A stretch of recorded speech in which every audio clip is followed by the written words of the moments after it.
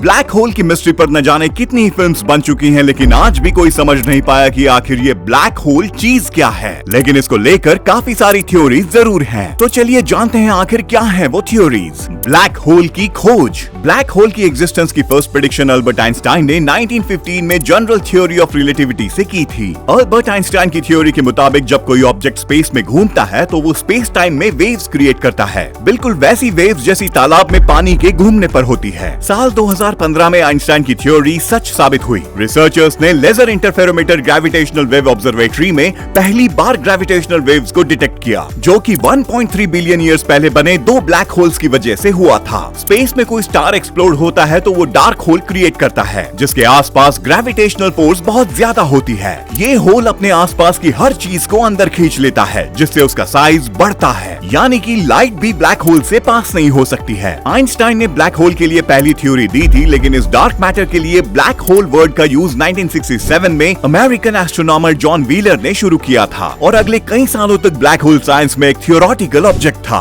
जब तक कि first black hole Cygnus X1 की खोज नहीं हुई। स्पेस टेलीस्कोप साइंस इंस्टीट्यूट ने बताया कि एक ब्लैक होल कम से कम 1000 स्टार से मिलकर बनता है, और मिल्की वे यानी ऐसे कम से कम 100 बिलियन ब्लैक होल्स हैं। अर्थ के सबसे नजदीक द यूनिकॉर्न ब्लैक होल है, जो पृथ्वी से करीबन 1500 लाइट ईयर्स दूर है। Types of black hole. Black hole 3 type के होते हैं। First, stellar mass black holes, second, supermassive black holes, and third, intermediate mass black holes. Stellar mass black holes का मास सन के मास से 1 से 100 टाइम्स बड़ा हो सकता है, वहीं सुपरमैसिव ब्लैक होल्स का मास सन के मास से मिलियन टाइम्स बड़ा हो सकता है, यानी कि ये डार्क मैटर स्टेलर मास से बहुत ज्यादा बड़े होते हैं। वहीं intermediate mass black holes in दोनों के बीच में कहीं आते हैं, और क्योंकि इन होल्स के बारे में ज्यादा रिसर्च अवेलेबल नहीं है, इसलिए इंटरमीडिएट मास ब्लैक होल्स अभी मिस्ट्री हैं। मैसिव ग्रेविटेशनल पुल की वजह से ब्लैक होल से लाइट भी एस्केप नहीं हो सकती, जिसकी वजह से ब्लैक होल्स को देखने के लिए नॉर्मल कन्वेंशनल टेलीस्कोप्स की जगह ह्यूज रेडियो टेलीस्कोप्स और ग्रेविटेशनल वेव डिटेक्टर्स का यूज किया जाता है। इनकी पोजीशन का पता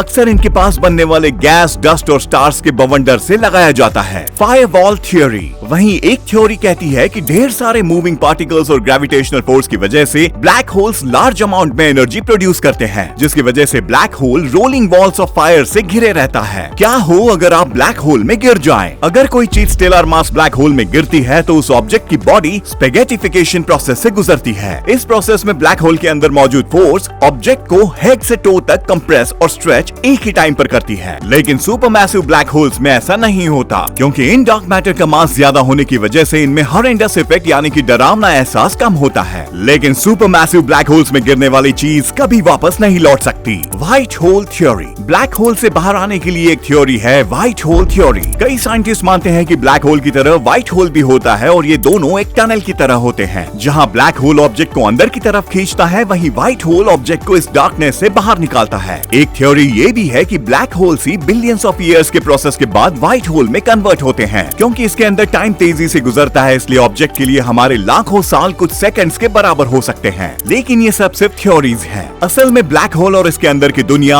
अभी भी एक मिस्ट्री है, जिसे दुनिया भर के साइंटिस्ट सॉल्व करने में लगे हुए हैं। वैसे आपको ये वीडियो कैसी लगी कमेंट्स में बताइए। ऐसे ही और अमेजिंग वीडियोस के लिए चैनल को अभी सब्सक्राइब कीजिए।